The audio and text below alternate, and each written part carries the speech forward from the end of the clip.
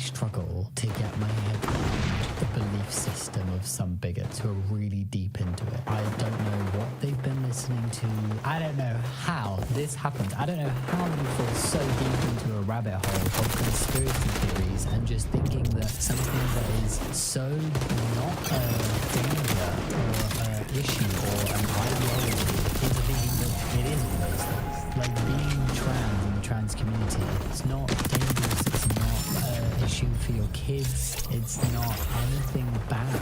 But for some reason, some transphobes have just so thoroughly been convinced or convinced themselves that trans people equals bad and scary and dangerous that they make memes like this. And it's very extreme. So what's the one thing you mostly look for in a woman? XX chromosomes. Well, at least they did the right kind of chromosomes for their shitty. How do you see them?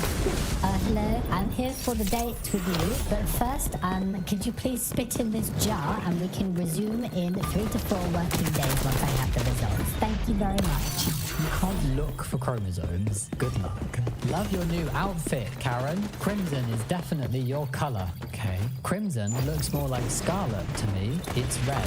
And that's how they found out Karen was transgender. Huh? Is that because like only women can know specific shade colours for general colours? Men will only know like red, blue, green, and women will be like scarlet, crimson, burgundy, turquoise. Is that green? Is that blue? I don't know. Forest, sage. It just feels like I'm just listing names now for people, not colours, but they are colours too. I don't know what I'm saying. According to the person who made this, Karen is transgender because she said it's red. I mean, objectively, that's true. How does that? How? Diary of a Wimpy Kid. Irreversible damage. No turning back. This is just like a play on Abigail Schrei's book, Irreversible Damage. What kind of no turning back do they think there is for trans kids? There's this huge misconception and misunderstanding that a 5-year-old will turn around to their parents and go, I'm transgender. and then literally a bus will show up outside with a whole surgical setup and a vat full of hormones, and suddenly the kid is transitioned. Ta-da! That is not how it works, but I genuinely think that some transphobes think it's pretty much like that, and that it's really not. There's no medical intervention for young kids. At most of the puberty blockers, they are reversible regardless of what people say, and the shit that goes out about them is only to do with trans people and never to do with the cis kids that take them for precocious puberty. Nobody care about it then. It's not cause an issue. And also, it's very difficult to get access to puberty blockers. It's difficult to access trans-related healthcare regardless, let alone for children. It will literally be like socially transitioning, counselling, and maybe puberty blockers as they reach the age when puberty starting. So like slightly older childhood, just pre-teen, and then anything irreversible comes in later teen step blockers. At the earliest, okay? When you realise the demons in the Bible refer themselves as they, them, we, us. Oh my god, because of the Bible using certain terms for demons, that now means non-binary people are demons. Ah, look at this connection I made. Atrociously stupid. Wokemon. Why are they ruining Pokemon, The Simpsons, and just everything else? Wild rumor appeared. Oh Jesus, I'm level 69. Sound like vroom in your mom's car. Kid accidentally used wrong pronouns. Groomer, level 69, dead, melted. It's super effective. I just don't even know what to say anymore. You know when it's like something is so ridiculous it doesn't even deserve an answer? This is that. It's so absolutely atrocious and bizarre. I don't even know what to say to it. It's just wrong on every level. The trans community are not groomers. It's so disgusting. So if you have this opinion watching this video, I think you are abhorrent and an atrocious human being for just being so shitty to a group of people in society that you clearly know nothing about and you can't be bothered to learn anything about. So carry on living your closed-minded life. How do you like this then? Restaurant, biological men, biological women. There's so many people. There's so many people go. I'm gonna ignore that biological bit. Just because I wasn't assigned male at birth doesn't mean I shouldn't use the men's one. Would you want me in the women's? My legal sex is male. I have many secondary sex characteristics of a man, and my primary sex characteristics, not exactly female. No idea what my chromosomes are. So where do you want me to go? I could just pee on the floor in between the two toilets. Oh, the bigots love their AIR. There are only two genders. The amount of parents who are going to realize that either their viewpoint needs to change or their kids are just going to grow up having no respect for their views, because like, why would you respect the views of a bigot? Trans theft auto woke city. Why is it just the Ukrainian flag? Honestly, you dig down on somebody who's being very overtly transphobic, you will find all sorts of bigotry, all sorts, just atrocious views about everything. Ugly people with no personality. Oh, they're using Mario now as well. Are you serious? They, them pronouns. Sure, they've just made pronouns their entire personality, whilst you have made bigotry yours. I know who I would prefer to interact with. Nobody has made they, them pronouns their entire personality, but people have actually made bigotry their entire personality. Just go on Twitter. Wow, those are some terrible ones. I don't know if I'm just getting so exhausted with it or not. It's to the point where, like, I hate transphobia because it's managed to worm its way into some places where it has some power, and we're seeing some not nice things happening for trans people in various parts of the world. But on like an individual level, with the individual people like this who just make crappy memes on the internet and spout absolute bullshit, I can't be offended by it anymore. I feel like I've seen so much of it, and I feel like ultimately what it proves time and time again is that people who have these kind of views just cannot be bothered to learn the first thing about the trans community. And I'm like, you don't know anything about what you're talking about. This would be like me trying to make really accurate memes on being a mechanic. I do not know the first thing. I would look so stupid to mechanics if I tried to write an instruction manual on how to repair a car engine. They'd be like, what the heck is this bollocks? It doesn't make sense. It is so wrong. Why did this person not bother to just look into even the basic information before creating this thing? And whilst getting mechanics wrong is not offensive or taking away rights or discriminating against people, it's that same level of ridiculous stupidity. I feel like trans women must have an immense sense of entitlement and self-confidence to go out into the world and share things like these memes when they have no clue what they're talking about. No clue whatsoever. And the stuff they share just proves it more and more. And the more they share, the more obvious it becomes just how little they know. You may as well be talking about apples. Oh, anyway, if you like this video, think about giving it a thumbs up and subscribing, but no pressure. And yeah, as always, thank you so much for watching. I'll see you next time. Much love. Bye.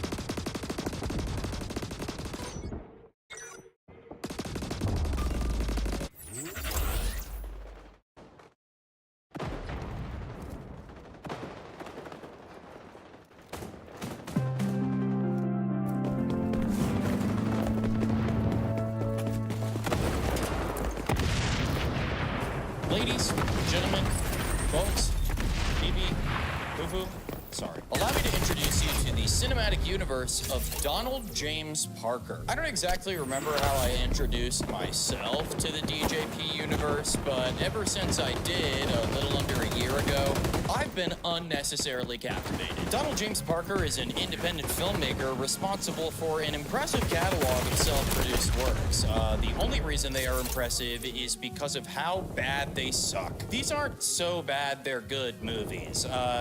They're so bad. The films all fit the same monotonously divisive structure, simply attempting to echo boomer brain rot narratives in what ultimately just feels like an hour and a half of regurgitated red pill podcast content. If you want to take a closer look at that, feel free to take a look at the other two videos I've done on this pooper. again with the poop. Despite his downfalls, Donald James Parker, as all great filmmakers do, decided to adapt. And in 2023, he flipped the script with his timely and controversial film, Pickleball Princess. This film proves that even if you take away Trump, Christianity, and the LGBTQ community away from existence, white conservative boomers will still have something to yap about. That's right, Pickleball Princess takes us away from politics and religion to literally just talk about pickleball. It's also marketed as a romantic comedy. Kill me. I've played pickleball before. Not really sure what that does for my image, but I just thought I'd lay all the cards on the table before we start here. This is going to be exhausting, as usual, so I'd suggest grabbing a snack for this one. It's probably gonna feel a lot like a standardized test.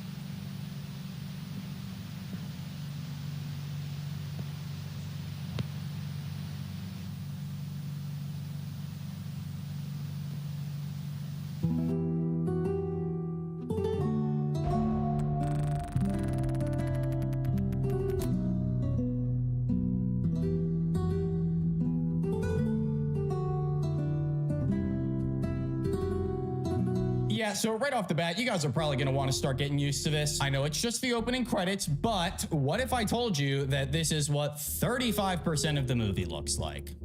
Do you like iPhone footage? We'll get to that in a bit, but in the meantime, have you seen that new movie about being bisexual and playing tennis? Prepare to see the blueprint. I wish I was joking, and when I wrote that joke, I was, but then I watched it back, and I realized I was right. Forgive me for this comparison, please. But we start this film off by meeting our Zendaya of the story, Jenny. She is depressingly eating a frozen dinner while being visited by her daughter. Jenny is depressed due to the death of her husband, but her daughter wants her to get back out there in the dating game. However, she's also worried about her own daughter, Penny, who she fears is hanging out with the wrong people. Her solution is that Jenny and Penny should spend more time together, which I suppose in some universe is a decent idea. But if you know anything about these films, you know how annoying and repetitive this setup is. Some fuck-ass boomers thinking that they're the solution to the plight of the youth. Grandpa, we want to go shoot some hoops. Do you mind? No, not at all. I can catch me a 10-minute power nap while you're gone. You guys kind of kept me busy here during your stay. Yeah, sorry. No, don't be. Okay, not really sure what's more unbelievable about this scene, the idea that Donald could ever produce an offspring, or the idea that this is supposed to be in a house, or like an apartment? What is this? Look at this next scene where they're in the bathroom. Have you ever seen that paper towel dispenser not in a public facility? I don't know, maybe it is a public facility, but regardless, I'm just confused as to how we got here. Who said, let's sit down and have Keebler fudge stripes and water and weird red orange sauce on plate? By the way, the kid in the green shirt totally glazes Donald out of nowhere. I guess he did like a backflip off camera or something. If your food's always this good, I'll definitely come back, even if Gary doesn't want to. Chill out. He's my grandpa, not yours. Look, he can try to convince you otherwise all he wants, but all of these films at their core are created for Donald's character to get absolutely stripped. Not only by the people around him, but by society as a whole. In the last film I covered, he got expelled from a community college for being a radical Christian and was greeted by a celebratory crowd of strangers on the way out. We can say all we want about the guy, but look, in his world, he pulls it off every time. That bathroom scene I showed you before is the two kids making fun of pickleball simply based on the fact that they have no idea what it is. And you can tell right here that Donald has a very, very clear voice as a writer. Once you hear him talk once, you can hear his voice through every single character he writes. What the heck was that on the basketball court? You got me. It looked like miniature tennis or something. Giant ping pong. It sounds like a shooting gallery. Yeah, a popcorn gallery. No one that age talks like that. When is the last time you heard a 17-year-old reference a shooting gallery? Usually when kids that look like that talk like this in a bathroom, you call security, okay? And someone probably should, because these kids are so frustrated by this unknown sport that they decide to harass the woman working the front desk for answers. What were those guys doing there anyways? Dill pickleball, but like dill pickleball? Literally, yes. Like, fastest growing sport in America, though. Yeah, I think you messed that line up. Once again, unless I'm totally wrong, I'm going to assume that this is like the senior community center that Donald is a part of, which is concerning because they let him film inside. And that fact alone lets me know that they did zero research on Donald.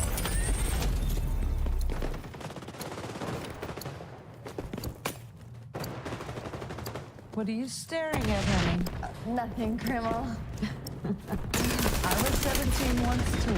God. It's just so weird, dude. Every goddamn old person in these movies is so unbelievably horny, and it sucks. The last movie was the worst one. There was this professor that was so into Donald's character that she got wine drunk and then tried to pounce on him. Once again, written by Donald. I hate to keep harping on his other films, but it is so important that you understand just how wildly similar they are in nature. We are talking about a 9-year difference between Gramps Goes to College and Pickleball Princess, and there is hardly an ounce of quality improvement. By the way, did you see those guys in the gym earlier? No, dear, I didn't. Well, after we're done with their coffee, can you guys see what they were doing? They were hitting a ball around and laughing. Looked like they were having a lot of fun. For whatever reason, Donald is having his characters discuss pickleball like a bunch of Amish children who just caught a glimpse of the outside world. You're a liar, Jeremiah! No, I'm not. I saw their stickball game, and it's nothing like ours. They were having fun! And I saw 2 boys kissing. Donald and the kids decide to go play tennis in protest, and they pull up to the park in this really nice-looking BMW. So my first thought was, obviously this can't be Donald's car. But then I looked at the scene again, and I realized that Donald isn't even the one driving. All right. By the way, I haven't pointed this out yet, but Donald's character's name is Thomas for whatever reason. What are those? You've got to be kidding. More pickleball courts? These weren't here a couple months ago. Inconceivable. It's almost like pickleball trying to apply a Ranger chokehold to tennis. Right now, it's the raspberry seed of my wisdom tooth. Shut the fuck up. His writing structure is potentially the most abhorrent thing to listen to on planet Earth. Get offended. Inconceivable. Make highly biased and off-base statement. Almost like pickleball's trying to apply a Ranger chokehold to tennis. Metaphor. Right now, it's the raspberry seed of my wisdom tooth. It seems to be his way of tying up lazy writing. I think he's under the impression that you can make anything sound intelligent if you just slap a dated analogy at the end. Or the pickle seed in your wisdom too. Shut up, man. Don't be such a sour pickle. No, it's a long walk back to cooking. 43 miles, to be exact. Man, then I'd be in a real predicament. Hey, I'm pretty sure I made this clear earlier, but the Challengers dynamic is not between these 3 characters. No, it's actually much worse than that. Thomas's grandson tells him that maybe he should play pickleball because A lot of the players are senior citizens like yourself, and a lot of them are chicks. I think it's objectively weird to assume that there is an audience who will connect with this story and these characters unironically enough to root for Thomas finding a pickleball cutie. This is what Donald probably thinks he looks like. I'm not even kidding. In fact, he's so full of himself that he scoffs at his grandson's idea, saying he'd rather die alone than find love playing pickleball. Well, then Thomas runs into his friend Frank. And guys, I gotta tell you, there have been some bizarre characters in these films, but this one might take the cake for me. This guy must be like a local news anchor or something, because the way he talks is so like AI and fucked up. How about we go play some tennis? Oh, man, I'd love to, but I can't. Got bad knees. I've had to retire from tennis. Man, what a bummer. I know how much you love it. Yeah. But fortunately, I have found a replacement activity that gives me the same kick. Pickleball. Pickleball? Yeah. I think I'm gonna need a barf bag. Donald, he just has that special eye for cats. Now, I don't know where the fuck he's finding these people. Most of the people in his movies are literally just people. People like Dr. H. Lee Martin. The guy's literally just a college professor. Like, is he putting these casting calls on, like, Backstage or Actors Access? Fuck it, Craigslist? Unless Donald hangs around people adjacent to collegiate-level professors, which, given his intelligence level, would be concerning. How the fuck did this guy get involved? Well, Frank really wants Thomas to get involved in pickleball. Hey, even his wife's playing pickleball. Why would you have 2 paddles? You use them for snowshoes? My wife plays the game too. Wife? She's not exactly athletic.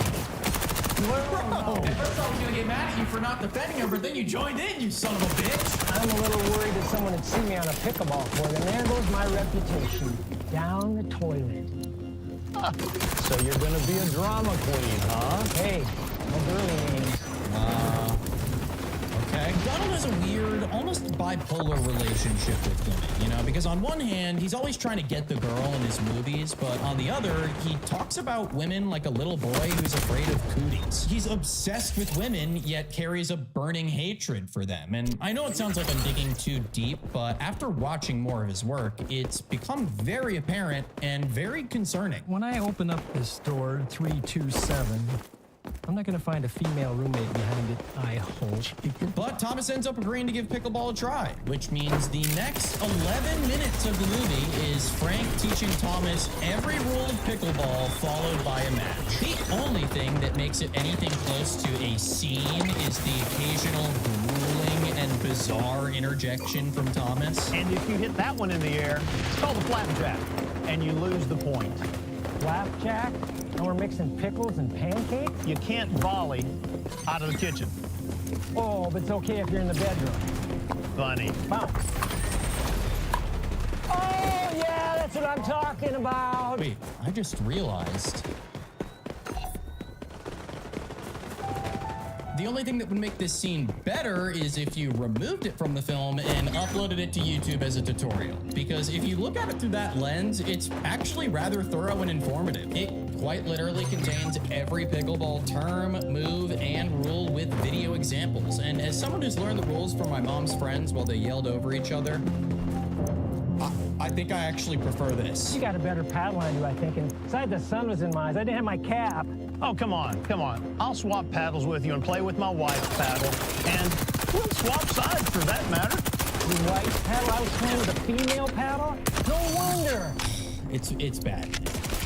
You need help. Thomas gets absolutely smoked by Frank, and he gets so butthurt that he vows to never play pickleball again. But after Frank calls Thomas out for being too competitive to give up, he decides that he is going to keep playing pickleball, and then he proceeds to do some kind of movie reference, but it is undeniably an old-timey black scent. This guy, I'm gonna do to you what you did to my big brother, see? I'm gonna rub you out. If anyone can tell me what that's from, let me know. I tried looking up the dialogue. I'm sure he butchered the quote, but let me know if I'm wrong. So we're off to a pretty rough start here, but things are about to get a lot rockier because we haven't even gotten to the main storyline. I should also probably mention that you have to know absolutely nothing about pickleball to understand the plot of this film. As informative as the last 11 minutes were, it was just a waste of time. They go to this pickleball tournament, I guess, and as requested, it would seem that Penny is spending more time with Jenny.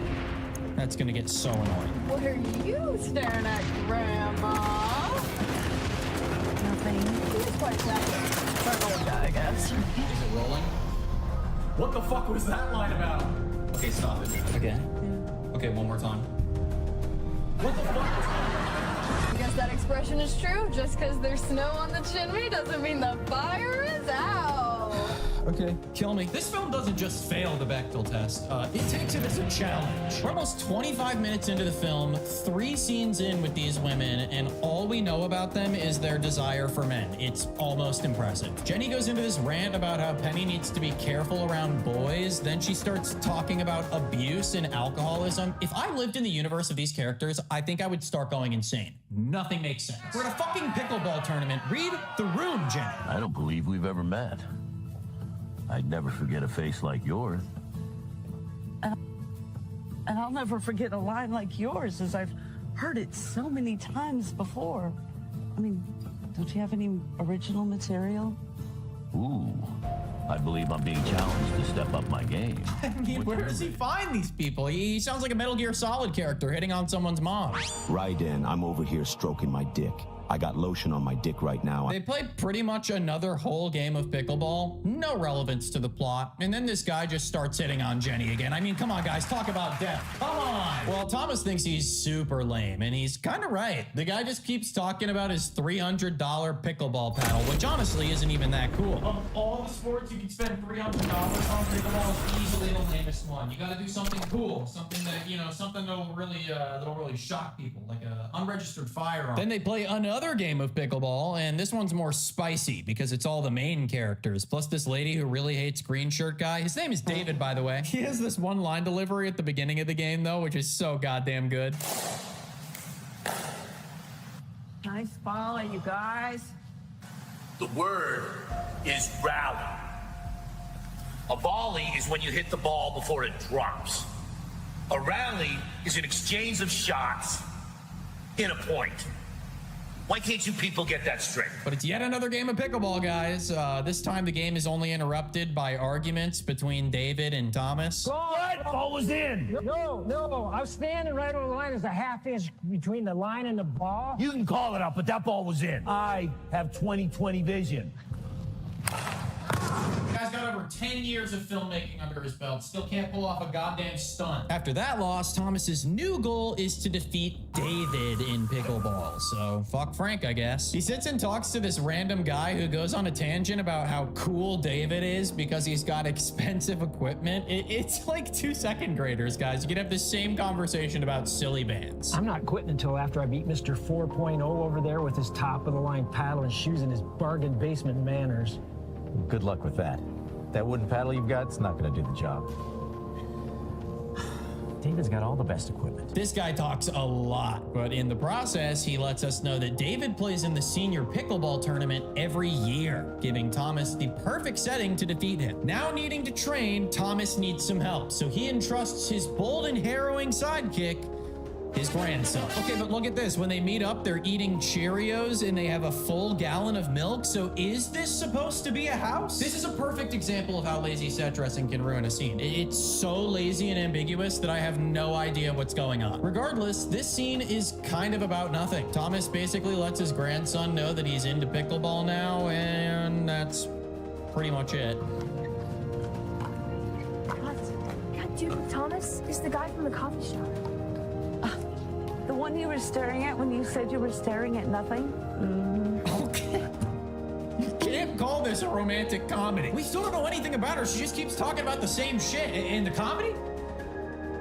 The universe in which Donald's films take place truly feels like hell, but not in the typical sense. Everything is just so awkward, everyone is bland and stupid, and no one has a purpose. In all honesty, it kind of just feels like Donald is actually pretty talented at capturing the mundane of life. Hey, Thomas, do you want to play doubles? Only if Jenny will be his partner. Perfect. Kids versus the... Boomers. Oh, okay. Boomers!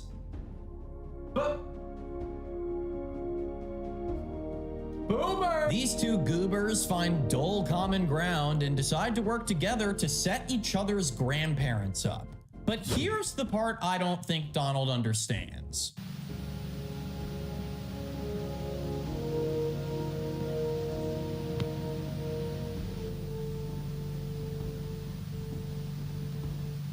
This movie actually could work as a film about two grandkids trying to help their grandparents find love through pickleball, but Donald is so self-centered that he has to be the star of every production, no matter how weird it looks. It may seem odd that I'm drawing assumptions based off of movie characters, but you have to remember that Donald is making these movies to spread whatever narrative of the week he's obsessed with. These are Donald James Parker's thoughts and ideas, just disguised as movies. In fact, let's talk about that.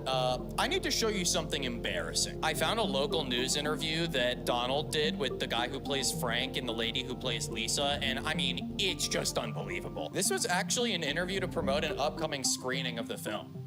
However they set that up, they just gave them 3.5 minutes of airtime to say whatever the fuck they wanted to about the movie. You said it was maybe a little bit difficult to find some people to play in this movie. Well, you know, I needed some skill players.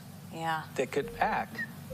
And I ended up with Lee here. I said, I can teach you how to act easier than I can teach an actor how to play pickleball. Yes. Oh, yeah, Donald talks about teaching him how to act, which is just like a hilarious concept to me, considering that Donald can't act. Also, listen to the way this guy describes the movie. My description of this movie is it is a cross between a Hallmark romance movie and a Ben Johns pickleball training movie. Ben Johns is the #1 in the world, okay? So you learn about pickleball, you have a nice, fun romance, and a lot of intrigue in between. It truly makes me wonder if these people are actually delusional. Because, like, I can understand doing something like this for money, but they're not making that kind of money off of this. It's just bizarre to me. Like, I don't understand how anyone at the station didn't think this was out of the ordinary. Like, look at this group of individuals. All this said, I think the things that this guy's gotten away with are absolutely insane. To be fair, they aren't illegal, but they feel like they should be. You know what I mean?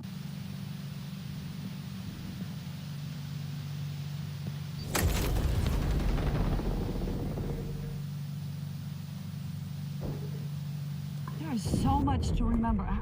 How am I going to master all of this? You do it until you don't think about it anymore. It's called muscle memory. You do it enough until your body automatically remembers the right thing to do.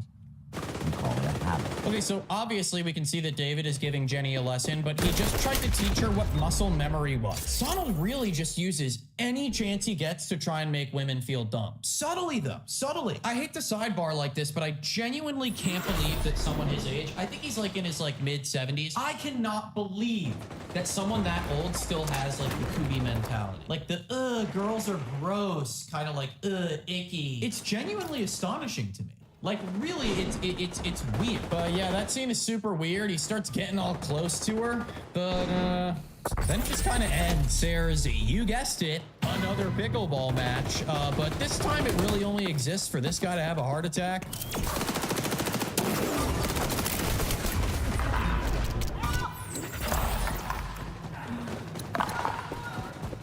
All right, if you know CPR, do it. It's all an attempt to get the audience to check in with a doctor before playing pickleball, which also just proves my point that this film is only made for people over the age of 55. But the way they bring the PSA into play is, it's so on the nose, it's hysterical. You know, but it happens. That's why they say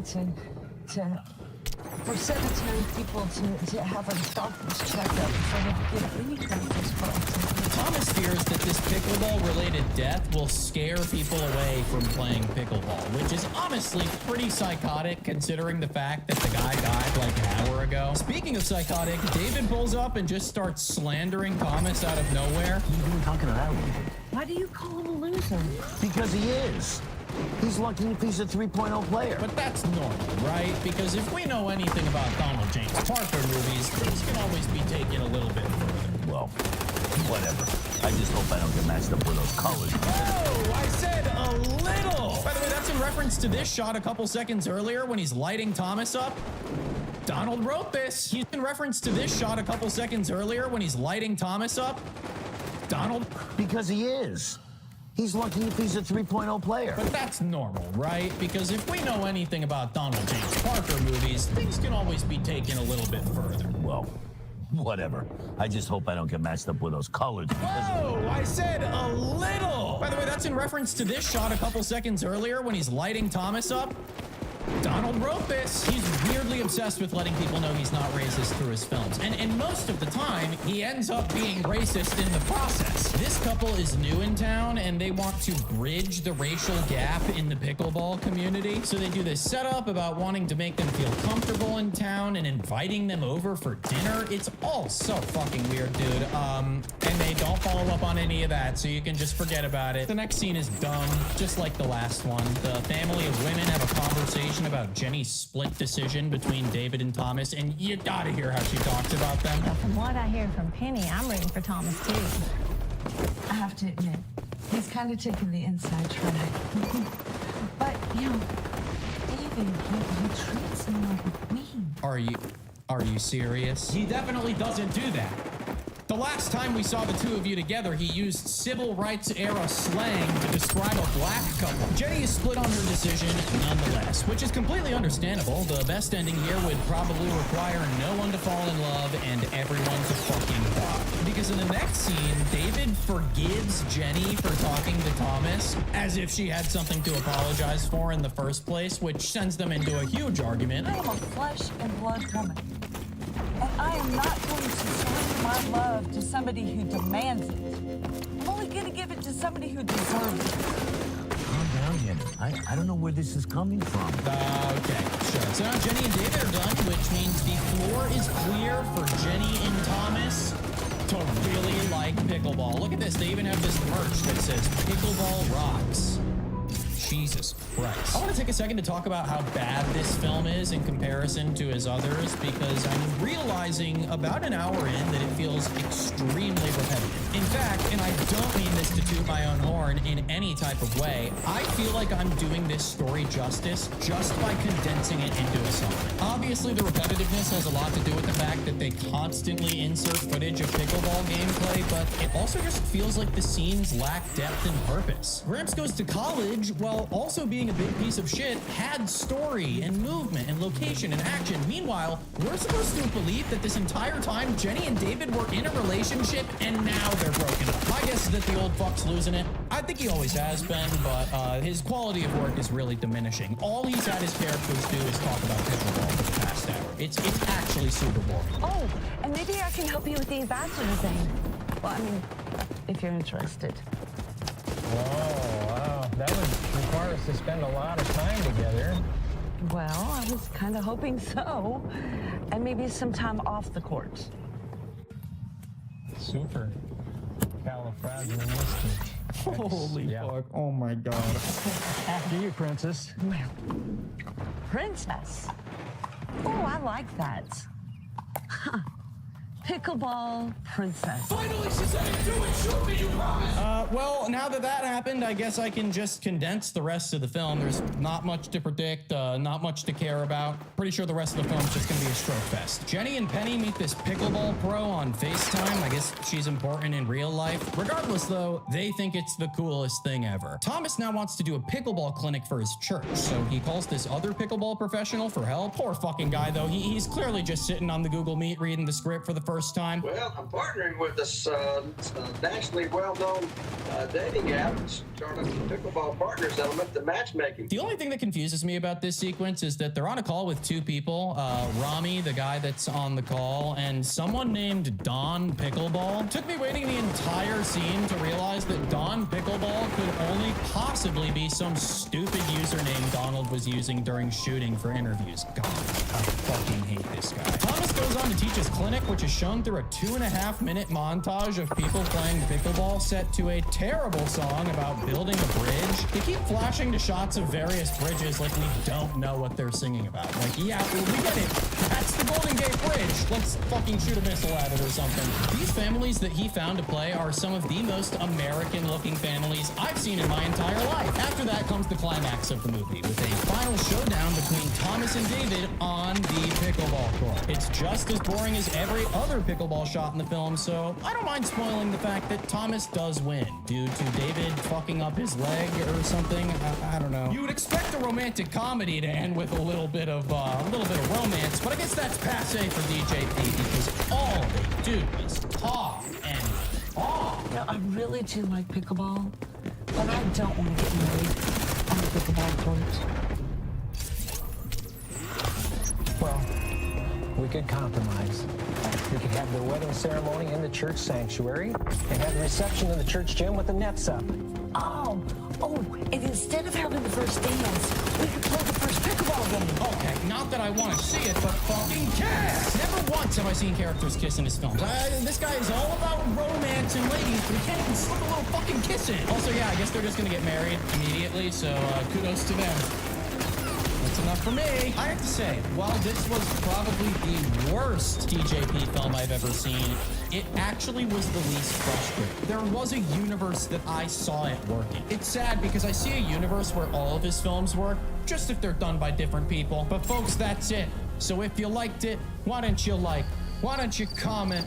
Why don't you subscribe? Why don't you in the comments, why don't you talk about your favorite flavor of Kool-Aid? I don't really have much to say, so, I'm just gonna kind of leave it here, and, that's all I have for you this time. But until next time, hey guys, check this out.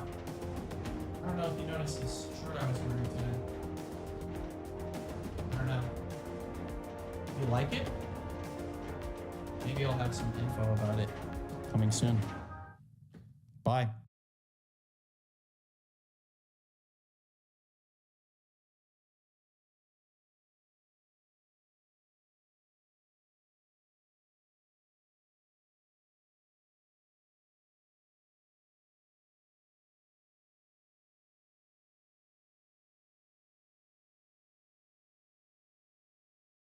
She's appearing in the upcoming dramatic series The Pendragon Cycle and Star.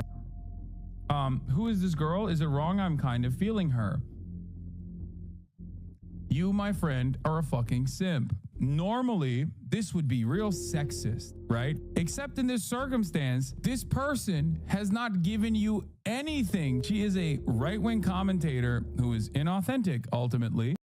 On November 27th, 2023, Merriam-Webster declared that their word of the year was authentic. If you're like most people, you probably read that headline and went, huh, and then moved on with your life. 2023 wasn't just the year for authentic, it was also the year for the new right-wing darling, Brett Cooper. During that year, she saw her channel rise enormously, and currently the comment section with Brett Cooper now has over 4 million subscribers. And she's one of the most prominent voices on the conservative media company, The Daily Wire. For those that love her, she's the bright-eyed, clever Zoomer who is giving a youthful face to conservative commentary. And her detractors would describe her as a phony cutout regurgitating propaganda while gaming social media. I wanted to dig a little deeper than either of those readings, though, and understand her not just through the videos she creates, but the context she exists in and how it reflects our own desire for authenticity. Although she was born in Bellingham, Washington, Brett Cooper was raised in Chattanooga, Tennessee. Her upbringing included a mix of homeschooling and public education, and she emancipated herself at 15 to avoid being caught in the middle of her parents' divorce. She describes her upbringing as being focused on values, leading to her conservative political position in the present. Those values, particularly from her objectivist mother, with whom she is very close, were directly influenced by Ayn Rand. But I was not raised in a political household by any means. My mom is a student of objectivism. She adopted Ayn Rand's cat after she died. I couldn't find a record of the cat's name, but I hope it was called Feel Ayn Rand. Although it's been speculated that she was indoctrinated by her mother, Brett Cooper pushes back on that idea. You know, I've had people say, like, your mother indoctrinated you. And I was like, well, what would you say would be indoctrination? Like, I was not, being told about political policies or anything like that. She just raised me as any good parent would with the values that she believed were important. This is a fair point, and an important step to understanding how Cooper ended up where she did. A child having the same politics as their parent is not necessarily a product of brainwashing, and is likely just a product of growing up in the same household. It's much easier to just say that Brett Cooper's politics were shaped by her upbringing, and having a close relationship with an objectivist mother obviously wouldn't harm her views in the future. At a young age, Brett Cooper took an interest in acting and eventually found enough success that she moved to Los Angeles. Perhaps her most notable role was in the 2018 series Heathers, based on the movie of the same name. It ran for a single season, and Cooper explains its cancellation as a result of heavy edits made in response to a recent school shooting. Because there's gun violence in Heathers, they scrapped it, basically recut the entire TV show, took out a lot of the offensive parts, and then aired it, and then Paramount said, you're not doing another season. This was too politically incorrect. While working in Los Angeles, Cooper started moving away from acting towards the production side of the entertainment industry. She explains that at the time she felt she had little control of her life as an actor and wanted to make some kind of change but still be involved in creating entertainment. While on the production side, though, she became increasingly disenchanted. She started to feel a rising sense of politics in the industry and that her own values were not being represented. And then during BLM and COVID, the entire industry just became so political. And my job became less about find good stories and more about, could you find a Native American story for us? Could you find a Black story for us? Like, rather than just reading scripts for the value in them, it was like, we need something that is like politically woke, we need to be on the cusp of this. And I understood it because that is what was making money at the time. That's what people wanted, and there was a lot of pressure. But I was like, okay, now I don't like this. Like, that doesn't feel authentic to me. That's an interesting use of the term authentic, and it speaks to how her values shape her career trajectory. During the 2020 COVID lockdowns, Cooper started making social media videos for PragerU and Young Americans for Liberty, perhaps feeling that this was a more authentic expression of her values. She was eventually contacted by the Daily Wire, who saw her as a good fit for a project they were developing. What would eventually be called the comment section with Brett Cooper was not Cooper's idea originally, but rather came from young people within the Daily Wire. It was all people my age. They were sitting in the Daily Wire offices saying, we need content for this. Brett Cooper was discovered by Daily Wire staffer Gracie Dunn Crook. I spent like 3 weeks scouring the internet for like young, cute girls who did like teens and or whatever. And I found you, and I remember very distinctly slapping Cody and saying, BC is my girl. Like, we have to go with her or whatever. Kirk also designed the set with the help of her mother, and according to Cooper, it cost a few $1,000s to put together. This YouTube channel's videos would be shot with a 3-camera setup, and we see Brett Cooper make use of that throughout many of her videos. The first video to the comment section was uploaded on March 1st, 2022. Okay, so we all do it. We stay up way later than we should, laying in bed, scrolling on Instagram and TikTok, trying to find content that is not angry leftists having a meltdown. I'm not sure what her exact resources were when she debuted, but in a September 2022 video, we were introduced to Brett Cooper's team, which consists of 5 different people providing support. Since this video was in 2022, and according to the LinkedIn pages of the people mentioned, at least one of them doesn't work at the Daily Wire anymore, it's hard to know what the status of this team is today. She does still have a team though, and at the very least, there's this guy named Jared who seems to be with her as of February 2024. We saw him during a live stream when she had to call for some tech support. Jared's having to save the day because he has the login information. According to Brett Cooper, she writes all her videos with her team handling video editing and social media posting. Brett Cooper's start on YouTube was unlike most other video creators on here. She had a team working with her, financial resources to build a set, and access to an existing audience on the Daily Wire. This isn't to say Cooper is a puppet, but rather was set up with an enormous amount of resources behind her, all to cultivate a brand around her videos. People that are critical of the show or whatever will say, like, oh, this must be a top-down show. Like, you're told what to say. You're just an arm of, Ben Shapiro and Jeremy Boring. But it's not the case at all. Like, I have total, veto power over, my show. I write the segments. I put it together. I have a very different brand than the other hosts. The unique brand she has is where the performance comes in. It's not so much that she doesn't believe anything she says, but rather the way in which it's presented creates a manufactured authenticity. The look of the show carefully mimics the standard video, vlogger, or live streamer setup, as if we're visiting a friend in their private space to have a fun chat about a topic. It's a style that countless other faces on YouTube and Twitch have cultivated and imitated for years. It's something audiences associate with an authentic person on the other hand, sharing their opinions about pretty much everything. Brett Cooper's headphones and giant microphone create the impression of a streamer in her bedroom. All of this is to create the feeling of someone who doesn't exist in the typical studio setup of most other commentators, although in this case, she does, and this is all just cosplay. These are produced segments filmed on a set by someone hired for the role. It's the performance of an authentic experience. A big part of Brett Cooper's success early on was her use of YouTube Shorts. She very quickly racked up millions of views, and her most successful short has a staggering 40 million views. In addition to adopting that relatively new format on YouTube, she also commented on trending topics on social media, something that's still a standard of how she operates. So let's look at some of her more recent videos. One of the major topics she touches on is gender politics, often discussing dating and how young adults find their way in the world.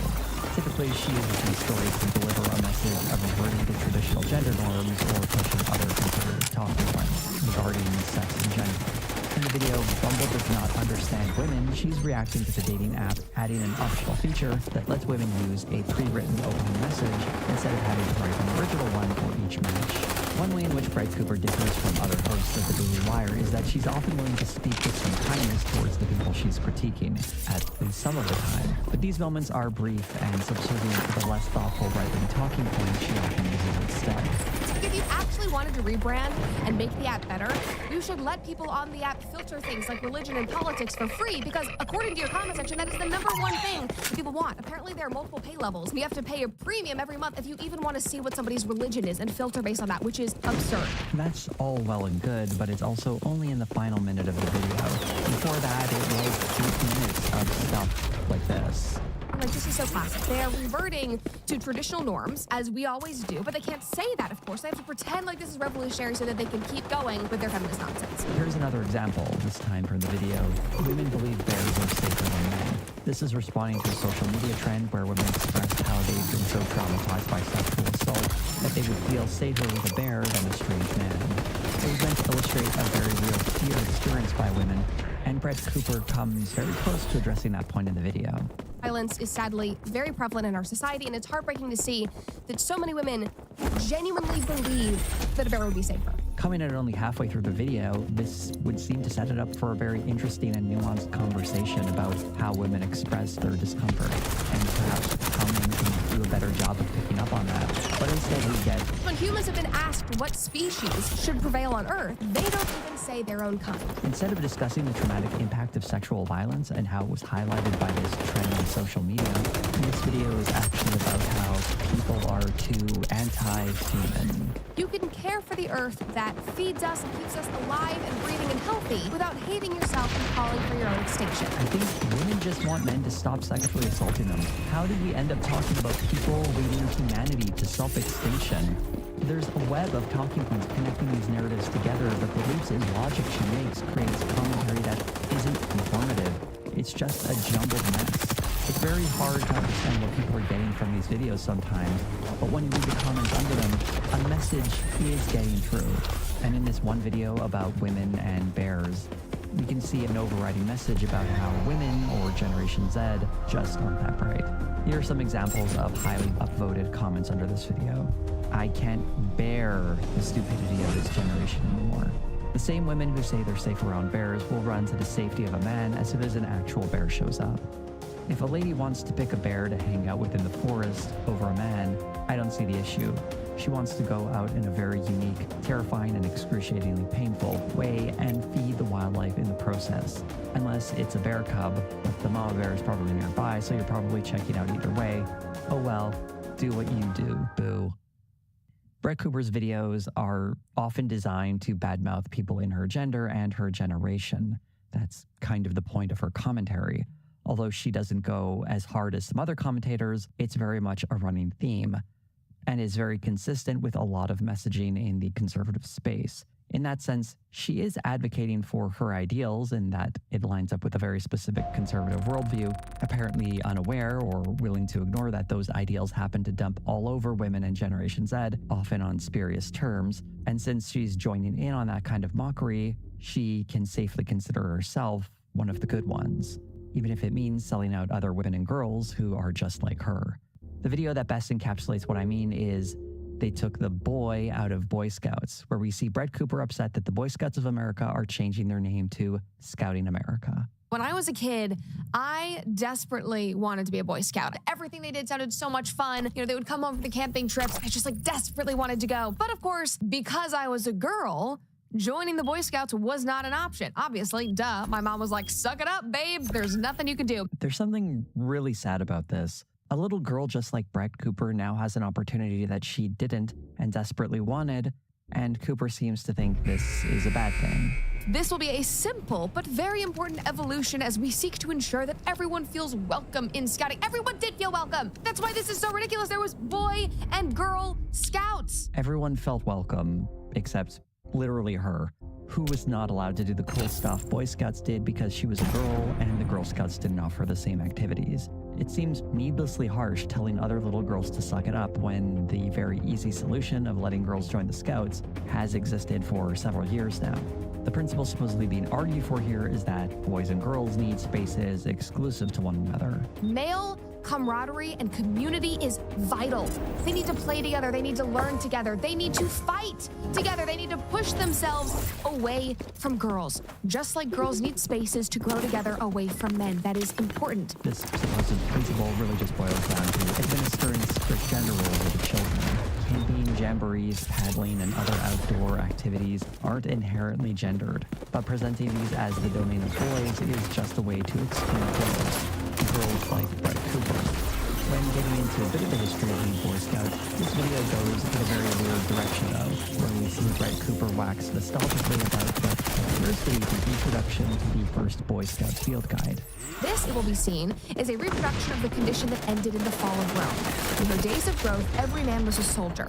In the end, a few great gladiators were in the arena, to be watched and applauded by the millions who personally knew nothing at all of fighting or heroism. Degeneracy is the word. For anyone familiar with far-right dog whistles, the fall of Rome and the term degeneracy are very big ones. And to hammer it home, she gives us the classic far-right name.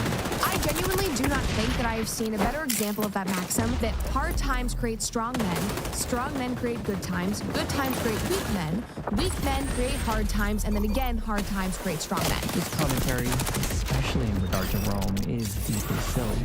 An article by historian Brett Devereaux provides context when he wrote, Western cultural memory fixes on the Gauls, Vandals, and Huns who broke the Roman frontier, but it is quick to forget the rather long list of non-state peoples broken by the Romans. The Samnites, Cimbri, Teutons, Ambrones, Helvetians, Ubronis, Arveni, Celtiberians, Lusitanians, Pannones, Dalmatae, Antivillani, Iceni, Marcomanni, Quadi, Yazyges, and all the other hard people crushed under the Romans do not become household names. Most successful large states in history can boast similar butcher's bills. On closer inspection, hard times creating strong men turns out to be a child's version of history, simplistic and unhelpful. The invincible barbarian or insurgent in Paris was always just a mirage, a trap in strategic thinking. This poor reading of history has been used throughout the years and in recent history by right-wing figures trying to enforce strict gender rules and a more authoritarian style of government that fashion young men into soldiers rather than simply letting them choose how they wanted to grow up in society.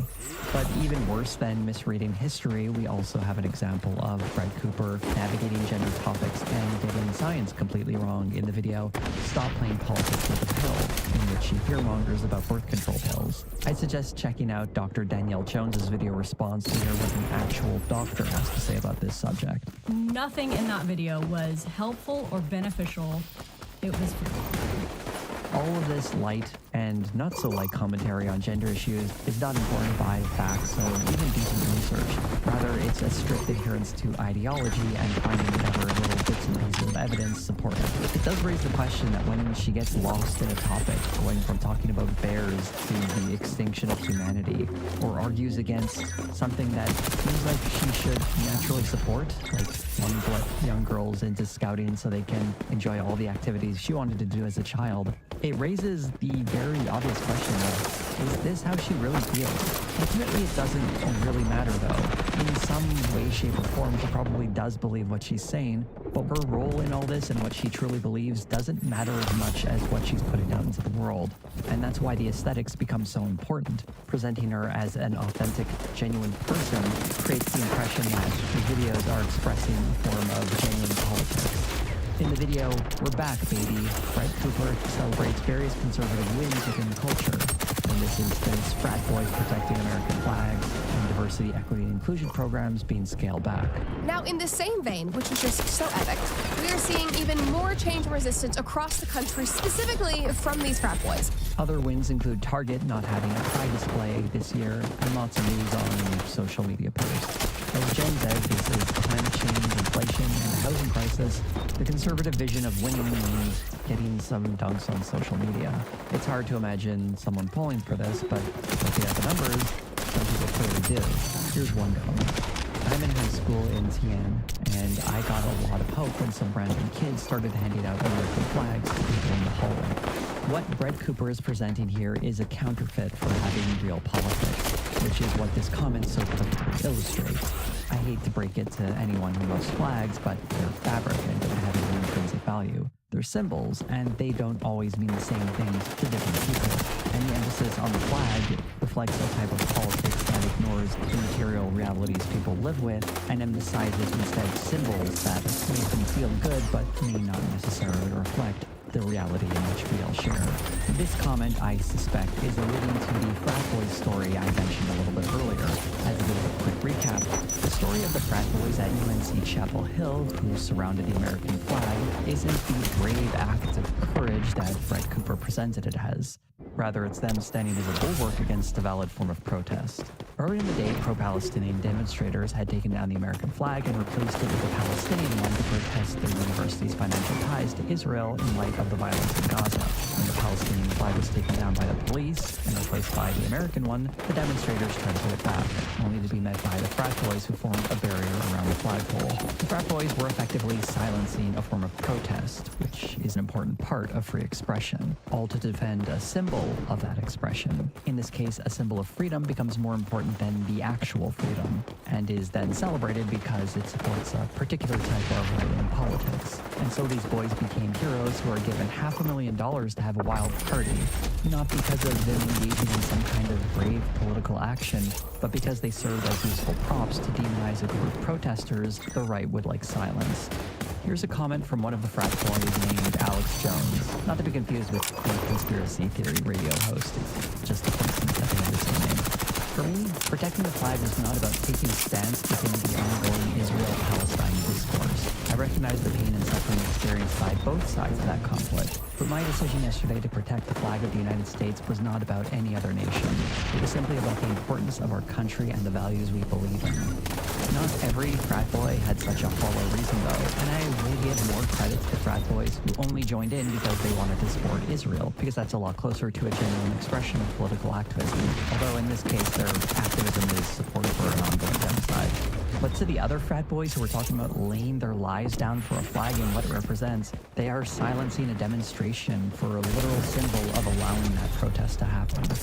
This is what I mean by counterfeit politics that Brett Cooper is endorsing, where symbolic gestures matter more than material actions, at least when the symbolism is conservative. And it's a shame that she has been so successful in reaching young people with the message that saluting the flag matters more than upholding the ideals it supposedly represents. This isn't to say everyone is falling for this. Other creators on YouTube, including Gabby Bell, have great videos looking at Brett Cooper's work that reveals she looks exactly like Ben Shapiro. I think she looks more like Ben Shapiro than Ben Shapiro's sister looks like Ben Shapiro. Brett Cooper's videos have this highly produced vibe that attempts to camouflage her in this react space, but she hopelessly gives away the game with its boomer-esque splicing of movie and TV clips. Some of these cutaways are references that are so old I can't imagine she has the faintest clue what they are. Benny Blanco is not a quad six, and he has Selena Gomez wrapped around his pinky finger. Maybe there's hope for you yet. That was a cutaway to The Dukes of Hazzard, a show that ran from 1979 to 1985, ending 16 years before Brett Cooper was even born. This sort of reference is fitting in that Brett Cooper's commentary often sounds like it's coming out of your grandpa's mouth, but I suspect any youths who recognize the Duke boys are probably only understanding that because their dad or grandpa sat him down and made him watch a couple of episodes. Another way these videos feel very artificial is when you get to the ad reads. Brett Cooper slides into them seamlessly. We are all sharing the same problems and grievances. We are all fighting this mind virus together. If you're fighting your own virus, you might need to bring some medical. This is very goofy and completely unnatural, and these ad reads take up so much time in each video. The example I showed you ran for a minute in a video that was only 7 minutes and 21 seconds long. That's close to 14% of the video's runtime devoted to an ad. Other videos aren't quite so bad, but still give up a lot of runtime to advertise these products, often close to 10% of a video. These kinds of ads are pretty common on YouTube, so Brett Cooper participating in them isn't that extreme, but coming from such a big business production, they hit differently. This isn't Brett Cooper, who has taken up video blogging as a personal project, who's found a way to make some extra money. She's someone who is hired to fill a role, and part of that job includes reading ads. She's using the guise of an amateur when she's actually a professional. And usually the appeal of these ads is that they come from an amateur who's following a passion project, and is therefore considered more trustworthy, rather than some kind of celebrity who's just getting a paycheck to endorse a product they may or may not believe in. There's a line in the Daily Wire about page that reads, "We're building the future you want to see." And when they speak to their audience, they often use grandiose terms about how they're going to change the culture and take it back from the left. You'll also hear folks from the Daily Wire make reference to Andrew Breitbart's famous saying that politics is downstream from culture. It's important to remember that the Daily Wire is presenting itself as a political project, spreading conservative values. One of the major differences between the Daily Wire and other conservative advocacy groups is that the Daily Wire is run as a for-profit business. As such, it's far more aggressive with its advertising and other monetization practices, and its conservative branding is often a means for making a quick profit. Some examples are the anti-woke chocolate bars and razors of dubious quality. They're sold to people as if buying a chocolate bar is somehow political activism. It's very similar to the counterfeit politics we saw Brett Cooper pushing in her videos, cynically telling people they can buy their way to a better world, or that the best way to celebrate free speech is to honor a flag and respect the voices of protesters.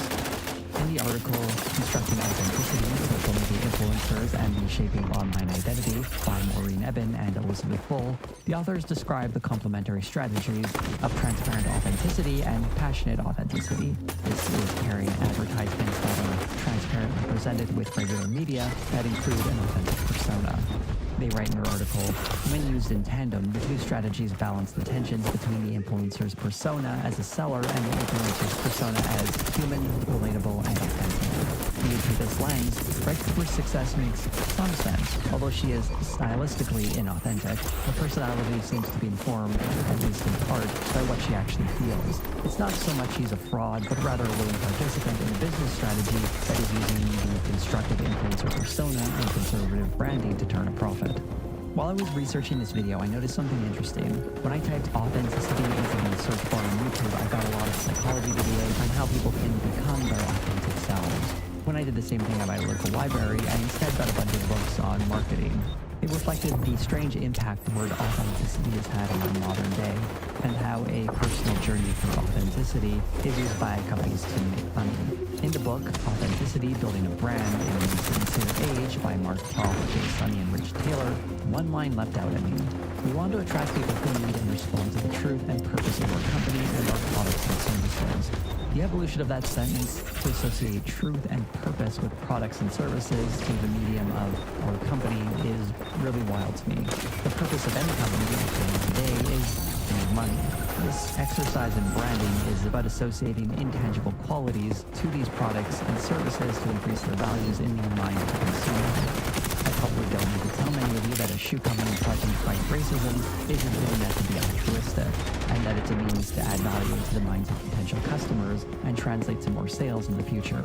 But it's worth repeating that fact because it works, or at least companies believe it works. It's presented as authenticity, but like the brief mention of Target earlier and its dropping of pride displays, these values can be jettisoned at a threat to the company's bottom line.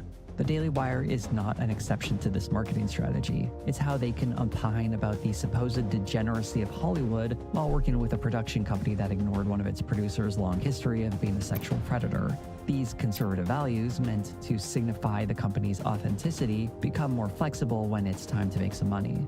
To join the Daily Wire seems less like an authentic career path and more like joining a business that claims to have conservative values. And to an extent, I'm sure many of the people working there do have those values. But a quick look at the Glassdoor reviews for the Daily Wire reveal many former staffers who were attracted by the mission and were then chewed up by the demanding work hours and capricious leadership that uses the genuine desire these people have to help the conservative movement to exploit them as workers. To give you a better sense of that, here are a couple of the reviews. Must sell soul. Pros. At first, it's cool. You're excited. Got your dream job sticking it to the leftist, soy-brittled, emasculated man. Famous people walk by. Nice. You made it. Cons. They blocked out the windows so you can't tell what time it is. They make it very clear they don't care about your work-life balance. They said it in a town hall, which more so resembles a Hunger Games announcement. Despite horrible things happening to people who work there because they had none. Bigwig owns a Tesla and gets in like Batman but dresses as if gay. It's hilarious. They rail against the left as if they're any better. They ignore the real issues in favor of making fun of sad little leftists with half-brains. When you start there, you're high on making a difference, but if you're not an idiot, you quickly realize the only difference you're really making is dividing neighbors, spreading hate. Real godly of y'all. If you have a real conscience, you will not like this place. Must be willing to sell soul to conservative devil. Of the 15 or so reviews, there are a few positive ones, although they strangely all seem to come at around October of 2022. There's a review here that sheds some light on why that is. You have been warned. Pros, you get to work with some really smart people, plus having the DW on your resume is like gold in conservative circles. You also get to make a real difference in the culture wars. #SBG for life. Cons. It's an incredibly toxic work environment. Notice how all the reviews on this site were negative up until recently, when there was a big influx of positive reviews, gushing with praise for the DW. LMAO. They are so transparent. The constant negative reviews were hurting recruitment, so they astroturfed a bunch of positive reviews to try to hide the truth. And the truth is, I don't know of anyone at the Daily Wire who is happy. The firings and the resignations have reached crisis levels. Everyone has at least one eye on the door. I would never want anyone I care about to work here. Terrible, unethical company. Pros. There is no pros to working at this company. It is built on lies. Cons. many cons. The founder of this company is truly a terrible human being and has created an organization based on lies and unethical behavior. The company is so disorganized and has no clear direction or philosophy. Its mission is to spread lies, sadly. There is also a lack of transparency, a company full of narcissists. Advice to management? It's 2022. This company needs to be shut down already. No real values.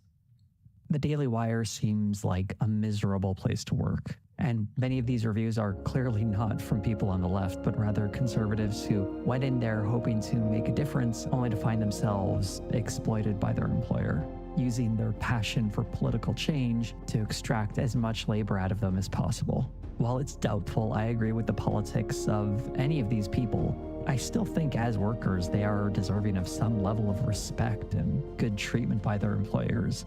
Whether or not that's living up to their conservative values, you can judge for yourselves.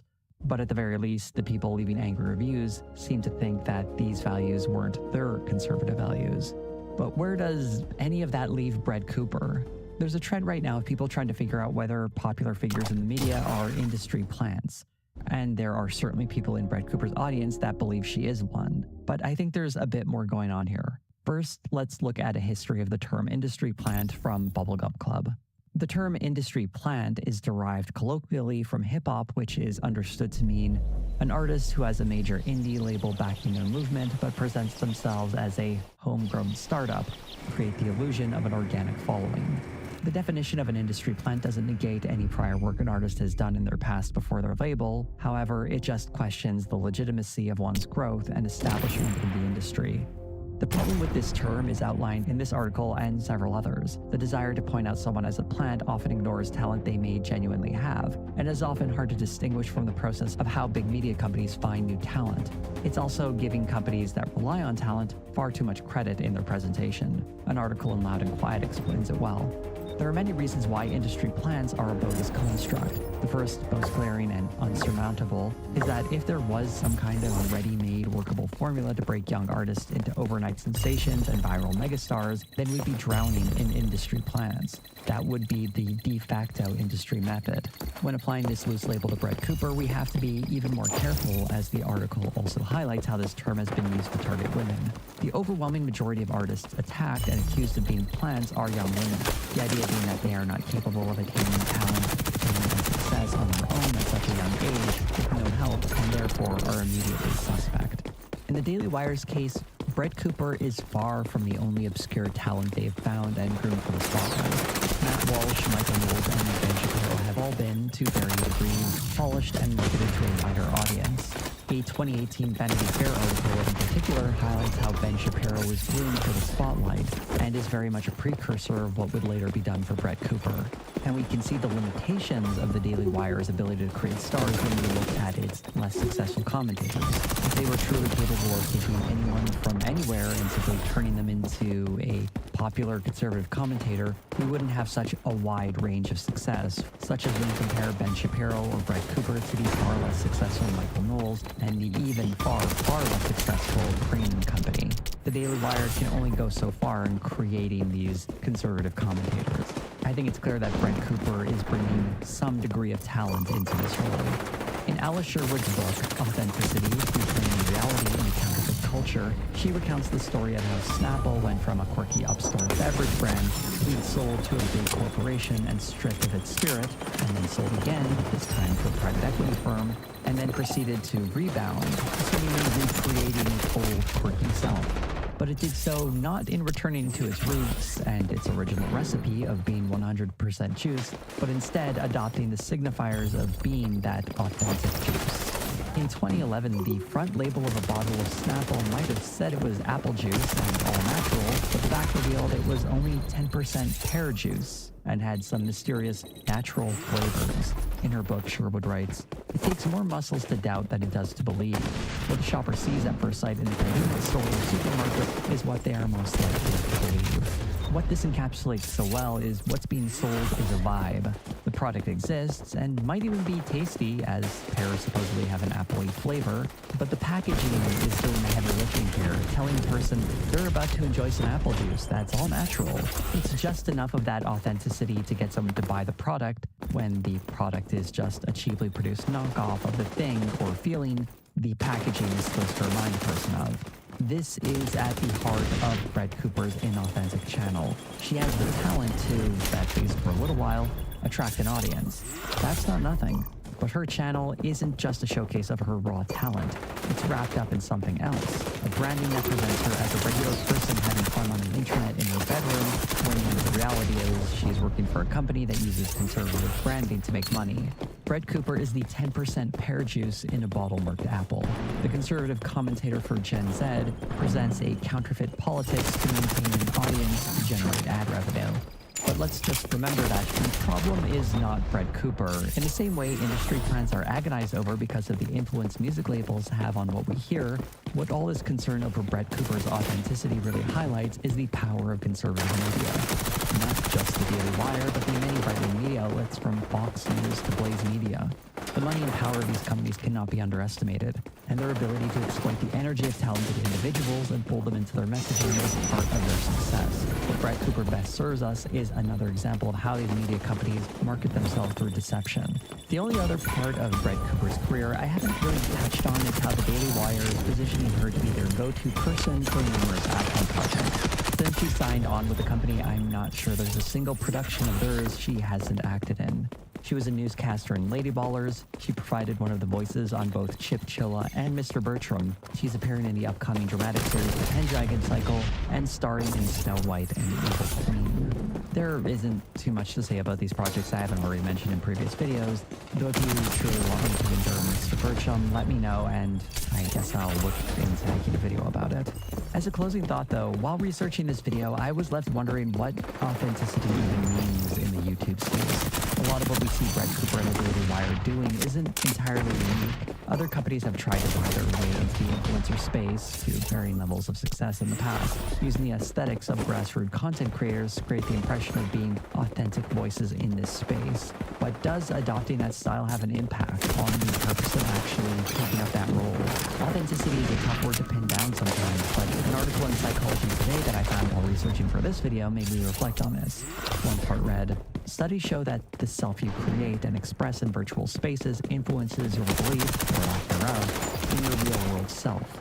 Avatars are not without consequence, so take them, but not yourself, seriously. Identity is an all-the-time, rest-of-your-life process of becoming, and technology is here to stay.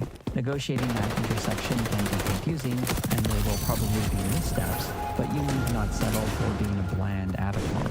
Give yourself permission to be a bold, cool person that you can be proud of, and flesh and pixels alike. When that virtual self is paired with a profit incentive, it seems less authentic to me, and that performance of authenticity impacted by that profit incentive has an impact on the performer as well.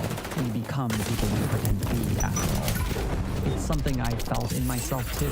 While operating this channel, I've learned so much about other people and their circumstances, and I felt myself become more empathetic to causes and perspectives I've never considered. Before starting this channel, I could say it's terrible to lie about someone's murdered loved one for a propaganda video, but I didn't know what that rage felt like until I found Lauren Southern doing just that in her Borderlands movie. And even now, I can still feel that anger lingering in my belly. On the other hand, when I read about how much something as simple as an identity being realized by a character in a sitcom can mean so much for the person it represents, the whole thing carries a greater weight. It's not just a nice thing to have, but an important gesture telling someone that they too get to be part of popular culture. There's also the darker side though, as the negativity that swirls around topics and figures urges me to be harsher and less understanding towards them. While competing voices tell me to sell out my convictions with the promise of profits and a full sense of balance. There are so many pressures urging creators in directions they never imagined for themselves when they start this YouTube journey. Not all of them bad, but not all of them good either. And I'm sure it's incredibly difficult for anyone trying to figure out just how to navigate this space without losing something important in yourself.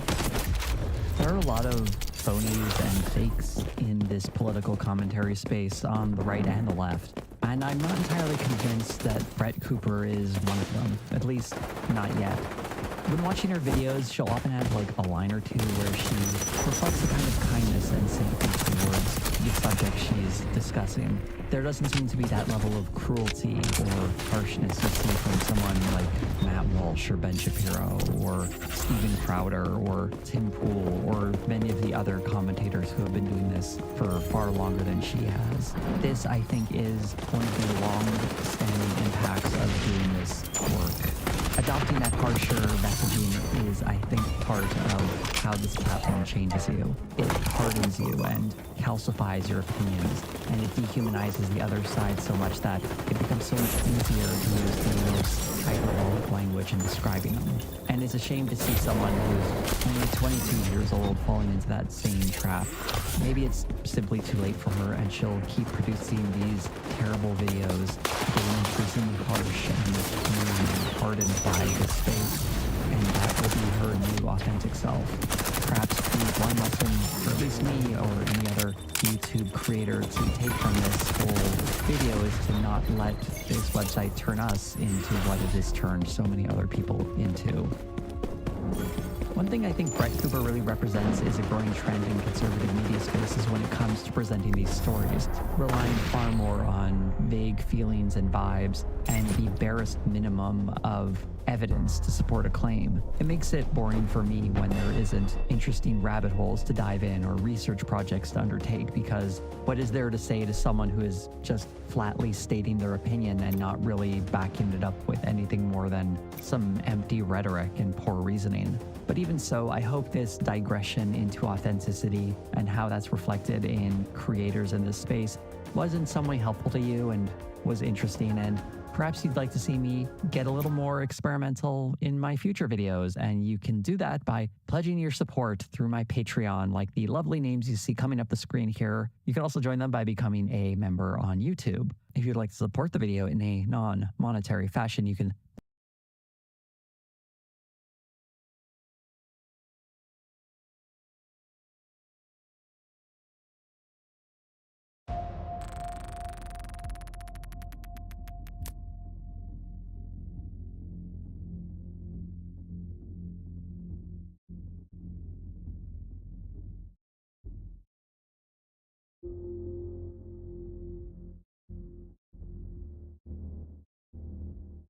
pizza place walking by him. Literally.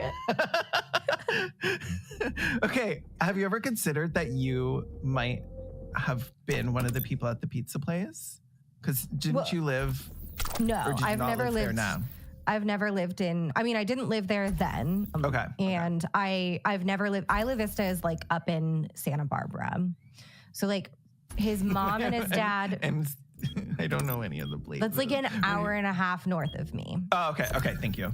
I was like, LA, how big could it possibly be? Yeah. Woodland Hills is like closer. It's Okay. like a little bit up north. And like his mom and dad moved the family to Woodland Hills so that his dad could be closer to LA, but so Gotcha. that they could live, you know, somewhere where they could afford to have like a house with a family and that kind of thing. Santa Barbara is very nice.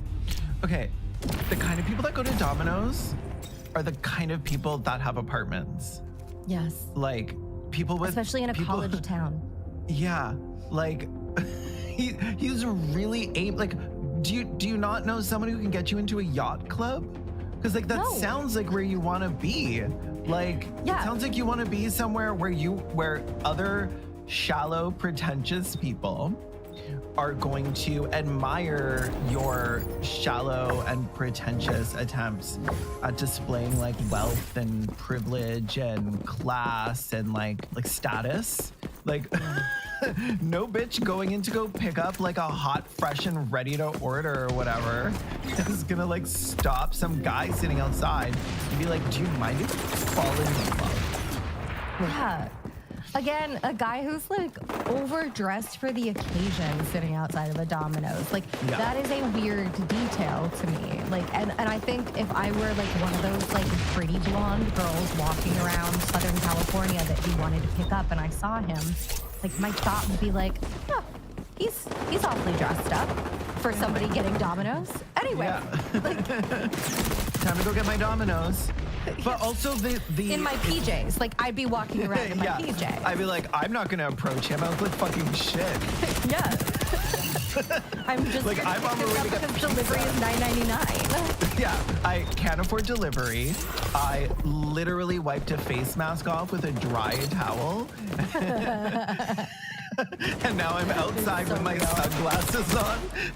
And if I took them off, everyone would see my like busted face. Really? Like raccoon eyes. Like hungover as shit, which is why I'm eating Domino's. Like the only time I would have Domino's.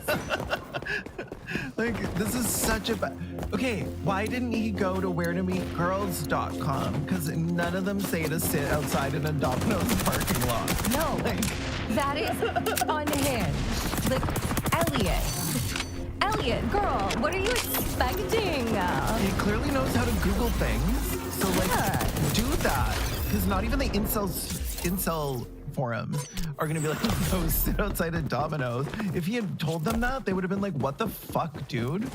Like, that's weird. Like, you're going to go to a bar or something. Also, his type is tall and skinny. Like, what skinny girls are going to Domino's? Okay, nobody, the type he's talking about is not like a natural body type. Like he wants like model, rail thin, and like homegirl is not getting like Cineparts and breadsticks. Like no. Like, do you know who goes to Domino's? Normal people. Like me when I'm hungover. I'm just like I need something to soak it up. Speaking of Domino's. Oh my god, I want Domino's. Do you want to order some? Yes, or whatever else comes up in the following ad. It's going to be something transphobic. Not be like, Kelly what is J. a woman? Keane. Oh my god, can you imagine if we got sponsored by Domino's? I would legit get sponsored by Domino's. But they probably, after we just like ragged on them, it was only for like hungover people who live in apartments. only for chubby hungover girls with raccoon eyes. And apartments. Domino's, perfect for those low-class people who live in apartments.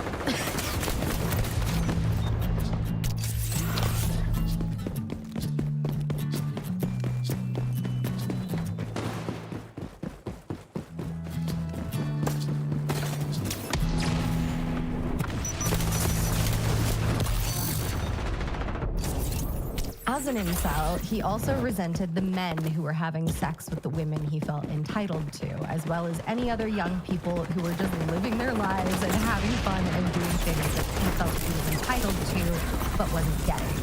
It was so delulu that Elliot seemed incapable of even recognizing the times he was living the life he felt denied. There's this like incredibly frustrating anecdote he tells about a time he was invited on a trip to France by a family friend. Quote, in France, the legal drinking age is 16, so I was able to drink alcohol at a bar. It was astounding. For those 3 weeks, I had the faintest taste of what life was like for normal young people. The experience of hanging out with a group of young people, boys and girls, and enjoying life was something I never did before. It really turned my whole world around for that short amount of time. So this is what everyone else gets to experience, I thought to myself with jealousy. This is what you are experiencing right now, Elliot. Why are you jealous of yourself? So this is what everyone else gets to do. People like me make me sick. Like, what the fuck? Oh my god, it makes me want to tear my hair out. Like, I want to take this dead boy by the shoulders and shake him. Like, that's like being like knee deep in bus and being like, how come I never get to fuck? It's like, babe. Babe, you're doing it right now. Pay attention. If you just hold on to this and recreate this, doing whatever you possibly did to get involved in this, things will get better. Oh, it really bothers me. Like, literally, this guy is going around also being like, I don't have any friends. And it's like, well, you clearly have friends who are good enough to invite you to France and take you out drinking with them. Unreliable narrator is like, she's stretching it a little. Like, this is so delulu. Imagine writing this down and not having a moment where you go, Oh. Oh. You know what? I'm gonna drag this file over to the trash bin, and I'm gonna go outside, touch Was some this grass. typed or was this written? Handwritten? It was typed. It was typed. Oh wait, maybe it was handwritten as well. No, it was typed. It was typed. I was picturing like a cute little diary, and now I'm upset. Yeah. No, he had handwritten journals, but then he typed this up and he emailed it to a bunch of people. So Elliot also secretly harbored incredibly racist sentiments. He thought non-white people were lower class and uglier than white people, and he was repulsed by the idea of interracial couples. He was deeply ashamed of being half Asian and dyed his hair blonde for a time to pass as more European. Which is like, again, like, he was pretty. And like, I think all biracial people are really pretty, but like, he was gorgeous. It's very, there's a lot that comes up in his story where you're like, okay, like I can kind of see how like this isn't this isn't coming from him. There is like so much that he has probably like read online or like seen. Like if you're in like incel circles and stuff like that, like they are super fucking racist. So you're going to be internalizing that about yourself as well, even though they're mostly talking like negatively about women. A lot of it is just like what makes you disgusting as a man, right? Like no woman will ever love you because you're half Asian. Yeah, and he's getting that shit pumped into him every single time he goes to these sites. So it's like, I get it. On PUA Hate, one of Elliot's posts read, "Full Asian men are disgustingly ugly and white girls would never go for you. You're just butthurt that you were born as an Asian piece of shit, so you lash out by linking these fake pictures. You even admit that you wish you were half white. You'll never be half white and you'll never fulfill your dream of marrying a white woman. I suggest you jump off a bridge." Whoa. Yeah, obviously a reply that he said to Asian poster. At a party in the months before the shooting, Elliot would see a full Asian man chatting with a white woman while he was drunk at a party, and he would start hurling abuse at them, causing other partiers to intervene. So he got like really aggressive at even the idea of like Asian men being friends with white women. Does he say why? Like, is it like I can guess, but like, does he actually like say it outright? He uses the term chatting up, so I think he assumes that the Asian man is trying to date or fuck the white woman, and he starts hurling racist abuse at him. So like he doesn't deserve to be with the white woman is the issue. Yeah. Okay. Yeah.